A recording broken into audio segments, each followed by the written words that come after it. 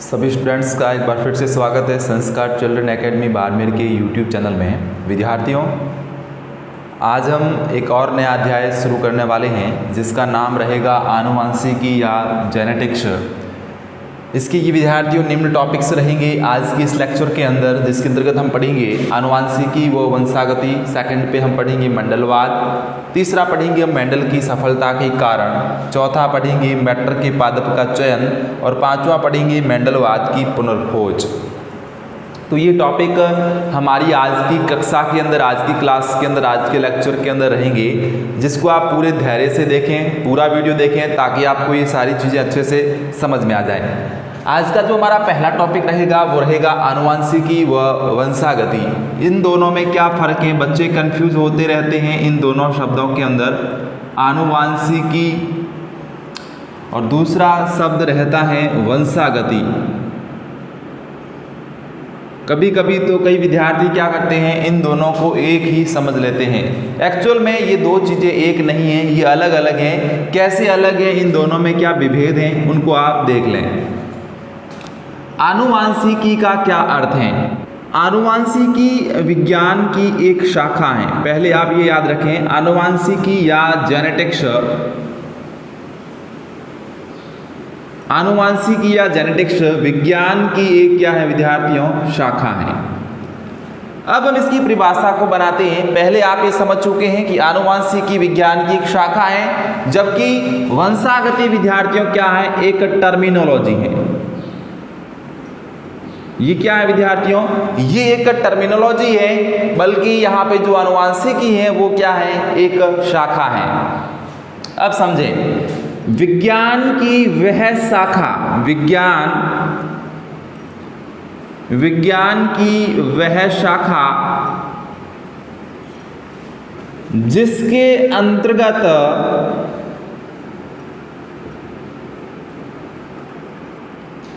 सजीवों के लक्षणों, symptoms of living organism, सजीवों के लक्षणों की आनुवांशिकता व विभिन्नता का अध्ययन, विभिन्नता का अध्ययन किया जाता है। आनुवंशिकी या जेनेटिक्स कहलाता है। वापस से एक बार परिभाषा को देख लीजिए कि आनुवंशिकी या जेनेटिक्स क्या होता है। तो विज्ञान या साइंस की वह शाखा जिसके अंतर्गत सजीवों के लक्षणों, सिम्टम्स ऑफ लिविंग ऑर्गेनिज्म की आनुवंशिकता और विभिन्नता का अगर अध्ययन किया जाता है तो शाखा को विद्यार्थियों क्या कहते हैं? आनुवंशिकी या जेनेटिक्स कहते हैं। दूसरी बात, इसी आनुवंशिकी या जेनेटिक्स शब्द की बात करते हैं तो जेनेटिक्स शब्द से ही आनुवंशिकी शब्द बना है। एक्चुअल में जो शब्द दिया गया था वो क्या था? जेनेटिक्स शब्द था। अब इस जेनेटिक्स से क्या हुआ? हिंदी रूपांतरण हुआ और जेनेटिक्स से क्या बना? आनुवंशिकी बना। लेकिन हम बात करते हैं इस जेनेटिक्स शब्द की, तो जेनेटिक्स शब्द किसने दिया था, इसका प्रतिपादन किसने किया था, उसको देखें। जेनेटिक्स शब्द का प्रतिपादन किया था एक वैज्ञानिक जिसका नाम है बैटसन। बैटसन ने कौन सा शब्द दिया था? जेनेटिक्स शब्द दिया था। कब दिया था? तो 1905 के अंदर दिया था। तो इतनी सी चीज आपको क्लियर हो चुकी होगी कि जेनेटिक्स शब्द देने वाले वैज्ञानिक का नाम बैटसन था, जिन्होंने सन 1905 के अंदर जेनेटिक्स शब्द दिया। और इसी जेनेटिक्स शब्द का हिंदी रूपांतरण क्या रहता है विद्यार्थियों? आनुवंशिकी रहता है। अब बात करते हैं हम एक टर्मिनोलॉजी की जिसका नाम है वंशागति। जो विद्यार्थी इन दोनों में कंपेयर नहीं कर पाते हैं, दोनों को सिमिलर समझ लेते हैं, तो वो जरूर इस वीडियो को और इस टॉपिक को देखें। यहां पर अगर हम बात करें वंशागति की, तो देखिए विद्यार्थियों, मैंने यहां पे लिखा ये पेरेंट है। पेरेंट के अंदर मेल भी आएगा, फीमेल भी आएगा, यानी कि पिता भी होगा, माता भी होगी। अब पिता और माता से क्या बनते हैं विद्यार्थियों? गैमेट्स बनते हैं। अगर मैं बात करूं मनुष्य की, मानव की, तो मैंने आपको दूसरे अध्याय के अंदर जनन तंत्र समझाया था, जिसके अंदर मैंने रिप्रोडक्टिव सिस्टम के अंदर मैंने आपको समझाया था कि किस प्रकार से गैमेट्स का निर्माण होता है और वो गैमेट्स किस प्रकार से संलयन करते हैं, किस प्रकार से निषेचन होता है, किस प्रकार से जायगोट बनता है और उसके बाद में किस प्रकार से एम्ब्रियो बनता है, एम्ब्रियो से किस प्रकार से आगे भविष्य में शिशु और बच्चे का निर्माण होता है।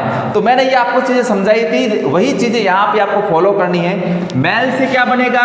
गैमेट्स बनेगा, यानी कि युग्मक बनेगा। वो युग्मक कैसा होगा? नर युग्मक होगा, जिसे हम क्या कहते हैं विद्यार्थियों? शुक्राणु कहते हैं। मादा से क्या बनेगा? मादा युग्मक बनेगा।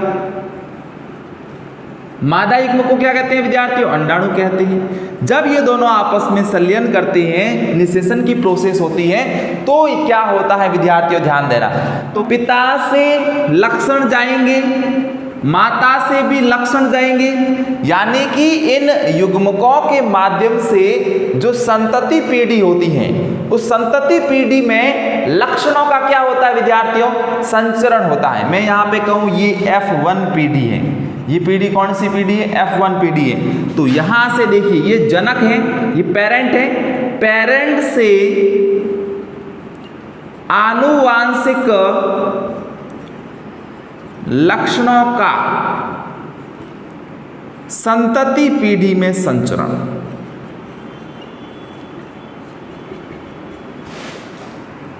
वंशागति कहलाता है।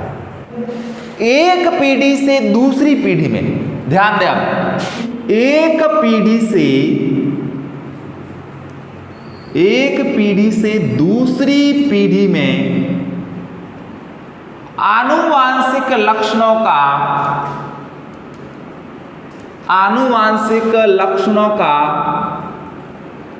संचरण, आनुवांशिक लक्षणों का विद्यार्थियों संचरण क्या कहलाता है? वंशागति कहलाता है। अब एक और प्रश्न उठता है, ये वंशागति तो हिंदी का शब्द है, ये किससे बना है? ये बना है विद्यार्थियों हेरिडिटी से। ये किससे बना है विद्यार्थियों? ये हेरिडिटी शब्द से बना है, और हेरिडिटी शब्द का हिंदी रूपांतरण क्या होता है? वंशागति होता है। तो हम यहाँ पे लिख देते हैं हेरिडिटी शब्द, और हेरिडिटी शब्द देने वाले वैज्ञानिक का नाम था विद्यार्थियों स्पेंसर। क्या नाम था? स्पेंसर नाम था, स्पेंसर। इन्होंने सन 1863 के अंदर, 1863 के अंदर हेरिडिटी या वंशागति शब्द दिया था। तो यहां पे बात करें वंशागति की, तो ये शब्द आ चुका था 1863 के अंदर, और बात करें हम जेनेटिक्स की, तो ये आया था वर्ड 1905 के अंदर। कहने का मतलब हुआ आनुवांशिकी से काफी पहले वंशागति शब्द आ चुका था। अब दोनों में अपन अगर कंपैरिजन करके देखें, तो कंपैरिजन में आनुवांशिकी या जेनेटिक्स तो एक साइंस की शाखा हो गई, और यहाँ पर अगर वंशागति की बात करें तो एक टर्मिनोलॉजी हो गई, जिसमें एक पीढ़ी से दूसरी पीढ़ी तक आनुवांशिक लक्षणों का संचरण पढ़ा जाता है। तो ये नॉर्मली बात हो गई आनुवांशिकी की और वंशागति की। अगर आपको ये टर्मिनोलॉजी समझ में आ चुकी है तो लाइक करके बताइए कि आपको समझ में आ चुकी है। वंशागति और आनुवांशिकी हो जाने के बाद हमारा दूसरा टॉपिक रहेगा विद्यार्थियों मेंडलवाद।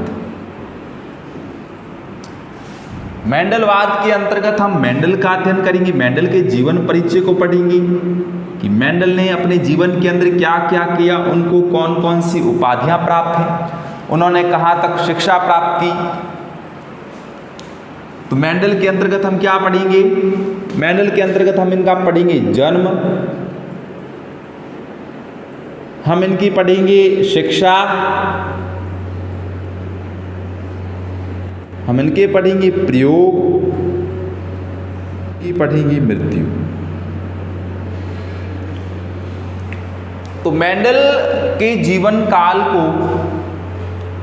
हम इस प्रकार के चरणों में विभाजित करते हुए पढ़ेंगे। पहले उनका जन्म पढ़ेंगे, फिर उनकी शिक्षा पढ़ेंगे, फिर उनका प्रयोग पढ़ेंगे, फिर उनकी मृत्यु पढ़ेंगे।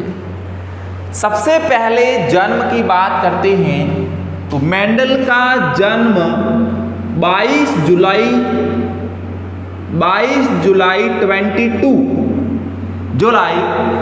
1822 को हुआ था। 22 जुलाई 1822 को किसका जन्म हुआ? मेंडल का जन्म हुआ, जिनका पूरा नाम है Gregor John Mendel. Gregor John Mendel, Mendel का पूरा नाम है, और इनको आनुवांशिकी का पिता भी कहा जाता है, फादर ऑफ जेनेटिक्स, आनुवांशिकी का पिता। क्यों कहा जाता है विद्यार्थियों? तो इन्होंने सबसे पहले सर्वप्रथम क्या किया? पादपों पर या पादप पर क्या किया विद्यार्थियों? संकरण किया। इस कारण इनको क्या कहा जाता है? फादर ऑफ जेनेटिक्स या आनुवांशिकी का पिता कहा जाता है। तो इनका जन्म तो हो गया 22 जुलाई 1822 को। अब हुआ कहां पे? तो इनका जन्म हुआ विद्यार्थियों ऑस्ट्रिया के अंदर। ये तो हो गया देश। इसके बाद प्रांत पढ़ते हैं, तो एक प्रांत है जिसका नाम है हेंजेंडॉर्फ। विद्यार्थियों नाम जरूर याद रख लें, हेंजेंडॉर्फ प्रांत के अंदर जन्म हुआ। और प्रांत के बाद पूछा जाता है गांव, तो गांव का नाम हो जाएगा सिलीसियन गांव, सिलीसियन गांव। तो ये रहता है इनका जन्म ऑस्ट्रिया के अंदर, हेंजेंडॉर्फ प्रांत के अंदर, गांव सिलीसियन में सन 22 जुलाई 1822 को एक महान वैज्ञानिक आनुवांशिकी के पिता ग्रेगर जॉन मेंडल का जन्म हुआ था। दूसरा विद्यार्थियों हम आते हैं शिक्षा पर। तो इनकी शिक्षा सन 1842 तक हो चुकी थी। किसके अंदर हो चुकी थी? तो इन्होंने दर्शन शास्त्र के अंदर यानी कि फिलॉसफी के अंदर इन्होंने क्या हासिल की विद्यार्थियों? डिग्री हासिल की। ये प्रश्न आपसे पूछा जा सकता है कि मेंडल ने कौन सी डिग्री किस फील्ड के अंदर हासिल की थी? तो सन 1842 के अंदर फिलॉसफी यानी कि दर्शन शास्त्र के अंदर क्या विद्यार्थियों हासिल की? डिग्री हासिल की। नेक्स्ट बात करते हैं प्रयोग की। प्रयोग से पहले विद्यार्थियों हम बात करेंगे कि उनका कार्य क्षेत्र क्या रहा। उनका कार्य क्षेत्र, तो ऑस्ट्रिया के अंदर एक शहर है विद्यार्थियों, ऑस्ट्रिया, ये मैंने लिखा ऑस्ट्रिया। ऑस्ट्रिया के अंदर एक शहर है जिसका नाम है विद्यार्थियों ब्रून। क्या नाम है? ब्रून। इस ब्रून शहर के अंदर वो विद्यार्थियों 1843 के अंदर यानी कि 1843 के अंदर जस्ट दर्शन शास्त्र के अंदर जो ही उन्होंने डिग्री हासिल की, तो कौन सा वर्ष आएगा? 1843 आएगा। और 1843 के अंदर विद्यार्थियों वो इस ब्रून शहर के अंदर एक सर्च थी, सर्च के अंदर क्या बन गए विद्यार्थियों? पादरी बन गए, पादरी बन गए। तो ये उनका कार्य क्षेत्र रहा। ब्रून शहर के एक सर्च के अंदर वो पादरी के तौर पे कार्यरत रहे, उन्होंने कार्य किया। नेक्स्ट बात करते प्रयोग की। तो वो कहाँ कार्य कर रहे थे विद्यार्थियों? ब्रून शहर में काम कर रहे थे, पादरी के तौर पे कार्य कर रहे थे। अब ब्रून शहर के अंदर जो विद्यार्थियों सर्च था उसमें एक उद्यान था, और उस उद्यान के अंदर विद्यार्थियों क्या लगे हुए थे? उद्यान मटर लगे हुए थे। उद्यान मटर का जो वानस्पतिक नाम होता है विद्यार्थियों वो होता है पाइसम सैटाइवम। उद्यान मटर का वैज्ञानिक नाम पाइसम सैटाइवम। कहाँ पे थे? ब्रून शहर के एक सर्च के अंदर थे, जहां पर कौन लगे हुए थे? पादरी के तौर पे ग्रेगर जॉन मेंडल कार्यरत थे। वहां पे इन्होंने क्या किया विद्यार्थियों? उस मटर के पौधे पे यानी कि उद्यान मटर पे क्या किए? प्रयोग किए। ये प्रयोग विद्यार्थी उन्होंने कितने साल तक किए? 7 सालों तक। ये 7 सालों का एक लंबा सफर, एक बहुत बड़ी मेहनत उनकी लगी थी इन प्रयोगों को करने में। एक बहुत बड़ा समय काल 7 साल। समय काल अगर पूछा जाता है तो सन 1856 से लेकर 1863 तक, 1856 टू 1863, एक लंबा कार्यकाल 7 सालों तक इन्होंने क्या किया? उद्यान मटर पर प्रयोग किए। और उसके बाद इनके प्रयोगों को Brunn society of natural history, यहां पे मैं लिख देता हूं Brunn society of natural history, Brunn society of natural history के समक्ष सन 1865 में अपने प्रयोगों को शोध पत्र के रूप में प्रस्तुत किया। वापस से सुन लीजिए, मेंडल ने अपने प्रयोगों को Brunn society of natural history के समक्ष शोध पत्र के रूप में प्रस्तुत किया। सन कौन सा? 1865। नेक्स्ट ईयर की बात करते हैं 1866। 1866 के अंदर मेंडल के प्रयोगों को सोसाइटी की वार्षिकी में संकलित किया गया और ये किस शीर्षक से छपे? तो वहां पे आपको याद रखना है पादप संकरण पर प्रयोग। पादप संकरण पर प्रयोग। देखें वापस से, सन 1866 में मेंडल के प्रयोगों को पादप संकरण पर प्रयोग नामक शीर्षक से सोसाइटी की वार्षिकी में संकलित किया गया, यानी कि वार्षिकी के अंदर वो लेख छपा मेंडल का, जिसका टाइटल था पादप संकरण पर प्रयोग। जो मेहनत यहाँ पर 7 साल में मेंडल के द्वारा की गई थी, उनको एक छोटी सी जगह दी गई। कब दी गई? केवल उनकी सोसाइटी के अंदर, उनके शहर के अंदर, जहाँ पे वह रहते थे।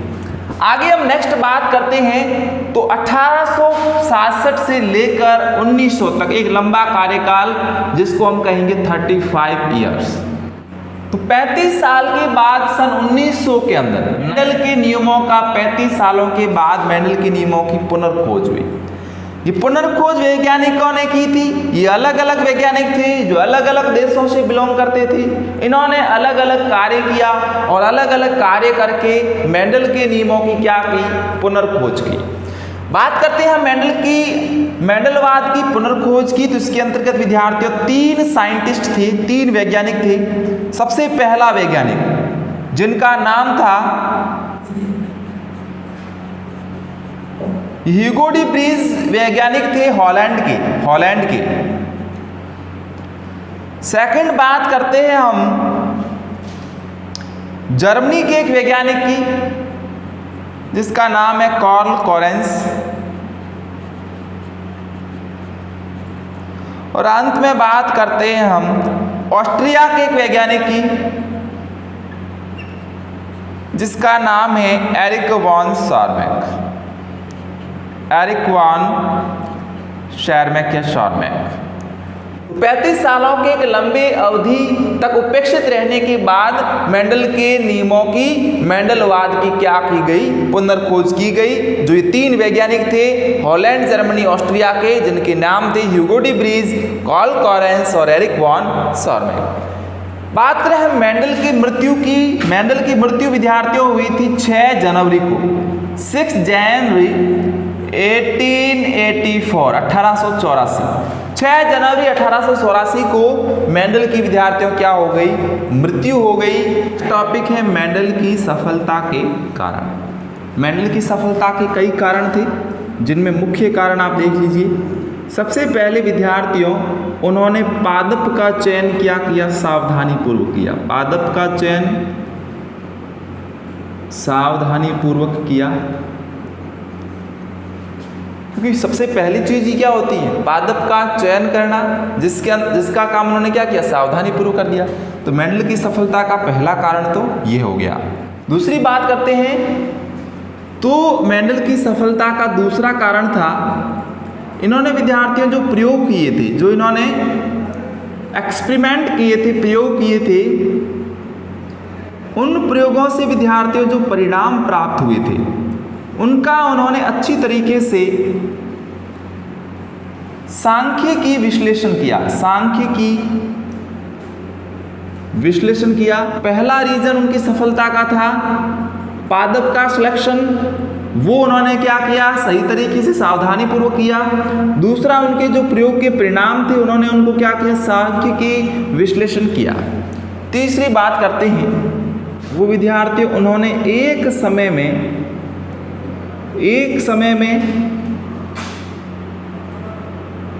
एक लक्षण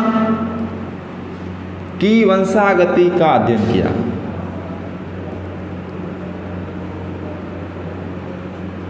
तो आप याद रख सकते हैं कि मेंडल की सफलता के 3 कारण मेजर पादप का चयन सावधानी पूर्वक किया, उनके प्रयोगों के जो परिणाम थे उनका सांख्यिकीय विश्लेषण किया, एक समय में एक लक्षण की वंशागति का अध्ययन किया। नेक्स्ट चलते हैं मटर के पादप का चयन उन्होंने क्यों किया। उन्होंने उद्यान मटर का चयन क्यों किया, मटर के पादप का चयन क्यों किया, और हम यूं कहें कि उन्होंने पाइसम सेटाइवम का चयन क्यों किया। तो उनके चयन के पीछे भी कई रीजन थे। सबसे पहला कारण कि मटर का जो पादप है, मटर का पादप वो विद्यार्थियों 1 वर्षीय होता है। 1 वर्षीय होने के कारण कम समय में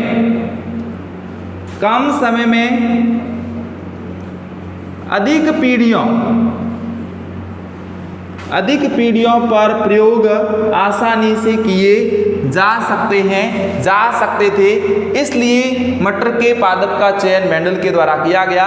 मटर के पादप का चयन इसलिए क्योंकि 1 वर्षीय था, कम समय में अधिक पीढ़ियों पर आसानी से प्रयोग किया जा सकता था, इसलिए मेंडल ने क्या किया, मटर के पादप का चयन किया। दूसरी बात करते हैं तो मटर का जो पौधा है वो विद्यार्थियों द्विलिंगी होता है, बाइसेक्सुअल होता है, द्विलिंगी होता है। द्विलिंगी का मतलब है नर भी उसी में, मादा भी उसी में, और नर व मादा दोनों होने के कारण उस पौधे में आसानी से स्वपरागण कराया जा सकता था। द्विलिंगी होने का मतलब है नर भी उसी में होगा, मादा भी उसी में होगा, और आसानी से स्वपरागण कराया जा सकता है। और स्वपरागण से समयुग्मजी शुद्ध वंशक्रम आसानी से प्राप्त किया जा सकता है। तो दूसरा फायदा ये हो गया कि द्विलिंगी होता है, द्विलिंगी होने के कारण नर व मादा एक ही पौधे के अंदर होता है, जिसके कारण आसानी से स्वपरागण हो जाता है। और जब भी स्वपरागण होगा तो समयुग्मजी शुद्ध वंशक्रम प्राप्त होगा। जैसे मैंने कहा ये कैपिटल टी है, इस पौधे का जो जैमिट्स है वो जैमिट्स, या हम यूं कहें कि इसके जो युग्म विकल्पी हैं वो कैसे है, समयुग्मजी है, कैपिटल टी है, प्रभावी समयुग्मजी जिसे हम कहेंगे। अब इनका इस प्रकार से अगर संकरण हम कराते हैं तो क्या होगा, F1PD में अभी यही प्राप्त होंगे, कैपिटल टी, यानी कि कहने का मतलब ये हुआ कि समयुग्मजी शुद्ध वंशक्रम आगे भी प्राप्त होते रहते हैं जब कभी भी हम द्विलिंगी पौधों के अंदर क्या कराते हैं, स्वपरागण कराते हैं, सेल्फ पॉलिनेशन कराते हैं। तीसरी बात करते हैं, यहां पे विद्यार्थियों अगर द्विलिंगी है, द्विलिंगी में नर के अंदर तो क्या होंगे, पुतंतु होंगे या पुंकेसर होंगे, मादा के अंदर क्या होता है, स्त्री केसर होता है। तो करते क्या है, द्विलिंगी के अंदर अगर पुतंतु को काट दिया जाए तो अब जो पौधा है वो किस प्रकार व्यवहार करेगा, स्त्री केसर की तरह, यानी कि मादा की तरह व्यवहार करेगा। तो एक क्रिया होती है विद्यार्थियों जिसे कहते हैं विपुंसन। विपुंसन का मतलब है पुतंतु को हटाना। यहां पर देखिए 2 थे, नर थे, मादा थे। अब नर को तो हटा दिया, यानी कि पुतंतु को हटा दिया। अब जो पौधा है अब इसका प्रयोग मादा पौधे की तरह किया जाएगा। बात करें हम आगे कि इसमें 7 प्रकार के विप्रासी लक्षणों के जोड़े पाए जाते हैं।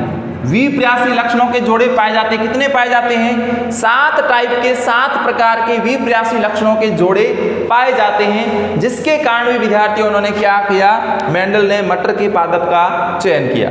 अब आप देखिए 7 प्रकार के विप्रासी लक्षण समूह कौन कौन से हैं, कौन सा प्रभावी है और कौन सा लक्षण जो है विद्यार्थियों वह अप्रभावी हैं। उनको आप एक बार देख लीजिए। लक्षण, फिर यहाँ पे मैं लिख देता हूँ प्रभावी लक्षण, और यहाँ पे मैं लिख देता हूँ अप्रभावी लक्षण। अगर मैं बात करूँ पौधे की लंबाई की, पहला लक्षण है पौधे की लंबाई। अगर पौधे की लंबाई ज़्यादा है, यानी कि वो लंबा है, तो वो कैसा लक्षण होगा, प्रभावी होगा। अगर पौधा बौना है तो कैसा लक्षण होगा, अप्रभावी होगा। दूसरा बात करते हैं पुष्प की स्थिति। अगर विद्यार्थियों पुष्प कक्षीय हैं, कक्षीय हैं तो प्रभावी होगा, अग्रस्त हैं तो अप्रभावी होगा। तीसरी बात करते हैं, पुष्प का रंग। अगर विद्यार्थियों पुष्प का रंग बैंगनी है प्रभावी होगा, विद्यार्थियों सफेद हैं तो अप्रभावी होगा। फली की आकृति, अगर फली की आकृति विद्यार्थियों फूली हुई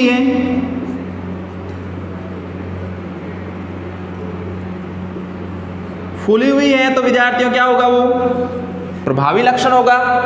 अगर फूली हुई नहीं है, पिचकी हुई है यानी कि संकीर्णित है तो विद्यार्थियों हम क्या कहेंगे, फली की आकृति कैसी है, अप्रभावी है। 5 नंबर पे बात करते हैं फली का रंग। अगर विद्यार्थियों फली का रंग एकदम हरा है तो वह प्रभावी लक्षण है। अगर फली विद्यार्थियों पीली है, अगर पीला अगर वो रंग प्रदर्शित करता है इसका मतलब अप्रभावी है। 6 नंबर पे बात करते हैं बीज का आकार। अगर विद्यार्थियों बीज एकदम गोल है मतलब प्रभावी है। अगर बीज झुर्रीदार है, गोल नहीं है, इसका मतलब वो अप्रभावी है। 7 नंबर पे बात करते हैं बीज का रंग। अगर बीज विद्यार्थियों एकदम पीला है मतलब पका हुआ है प्रभावी है, और हरा है मतलब कच्चा है अप्रभावी है। तो इस प्रकार से विद्यार्थियों ये मेंडल के द्वारा मटर के पादप का जो चयन किया गया था उसके अंदर 7 प्रकार के विप्रयासी लक्षणों के जोड़े पाए जाते हैं जो इस प्रकार से हैं। पहला, पौधे की लंबाई, पुष्प की स्थिति, पुष्प का रंग, फली की आकृति, फली का रंग, बीज का आकार और बीज का रंग। ये 7 प्रकार के विप्रयासी लक्षणों के जोड़े पाए जाते हैं जिसके अंतर्गत प्रभावी लक्षण भी होते हैं, अप्रभावी लक्षण भी होते हैं। दोनों प्रकार के प्रदर्शित करते हैं। जो प्रभावी होगा वो तो इस प्रकार के लक्षण प्रदर्शित करेगा और जो अप्रभावी होगा वो इस प्रकार के लक्षण प्रदर्शित करेगा। तो इस प्रकार से विद्यार्थियों आज की क्लास के अंदर हमने ये 5 प्रकार के टॉपिक डिस्कस किए और इसके बाद हम आगे के टॉपिक डिस्कस करेंगे जिसके अंदर आगे की क्लास में हम पढ़ेंगे आनुवांशिक शब्दावली। और लगातार आप जुड़े हुए हैं इसलिए तो आपका बहुत बहुत थैंक यू, बहुत बहुत धन्यवाद।